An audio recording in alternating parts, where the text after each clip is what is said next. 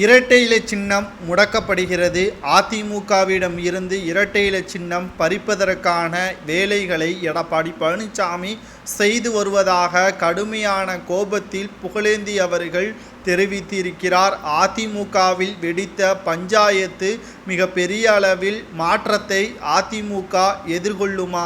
அதாவது 2021 சட்டமன்ற தேர்தலில் அதிமுக தோல்வியடைந்தது. அதற்கு முன்பாக அடித்தளம் போட்டது ஆர்கே நகர் இடைத்தேர்தல்தான். அதிலிருந்து தற்பொழுது நடைபெற்ற மக்களவை தேர்தல் வரை அதிமுக தொடர்ச்சியாக தோல்வியை தான் கண்டுள்ளது.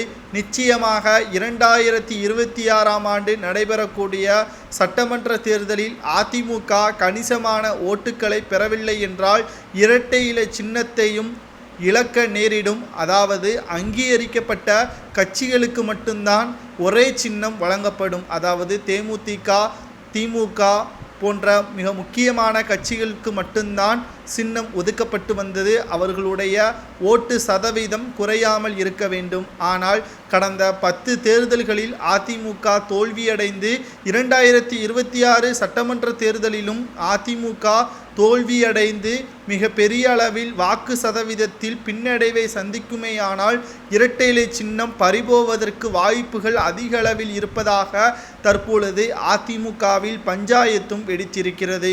சரி, இதற்கும் எடப்பாடிக்கும் என்ன பிரச்சனை? எதற்காக எடப்பாடி பழனிசாமியே வெறுக்கிறார்கள் என்று பார்க்குமேயானால் ஒருங்கிணைந்த அதிமுகவை உருவாக்குவதில் எடப்பாடி பழனிசாமி அவர்களுக்கு பிடிக்கவில்லையாம். இதனால் மூத்த நிர்வாகிகளுக்கும் முன்னாள் அமைச்சர்களுக்கும் இடையே கடுமையான மோதல்களும் ஏற்பட்டுள்ளது.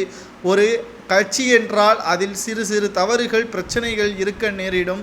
ஆனால் தலைமையின் பின்னால் தொண்டர்கள் இருக்க வேண்டும். அப்பொழுதுதான் தலைமை வெற்றியடைய வேண்டும் என்பதற்கேற்ப தொண்டர்கள் அதற்கேற்ப பாடுபடுவார்கள்.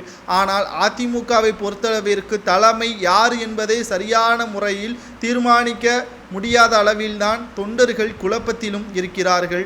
இந்த சூழ்நிலையில் எடப்பாடி பழனிசாமி அவர்கள் தலைமையேற்று அதிமுக ஒருங்கிணையக்கூடாது என்று பிரச்சாரங்கள் மேற்கொண்டு வரக்கூடிய நிலையிலும் தோல்வி அடையக்கூடிய நிலையிலும் தொண்டர்கள் எடப்பாடி பழனிசாமியை வெறுக்கிறார்கள் என்பது தெள்ள தெளிவாக தெரிந்துள்ளது. இதன் மூலமாகத்தான் எடப்பாடி பழனிசாமி அவர்கள் அதிமுகவில் இனி பயணிக்க வேண்டும் என்றால் ஒருங்கிணைந்த அதிமுகவை உருவாக்க வேண்டும். அப்பொழுதுதான் இரட்டை இலை சின்னம் பறிபோகாமல் இருக்க முடியும் என்ற செய்திகளையும் நம்மால் பார்க்க முடிகிறது. அதிமுகவை பொறுத்தளவிற்கு இரட்டை இலை சின்னம் பறிபோகிவிட்டால் மீண்டும் 2026 சட்டமன்ற தேர்தலுக்கு பிறகு நடக்கக்கூடிய ஒவ்வொரு தேர்தலிலும் அதிமுக தோல்விதான் அடையும்.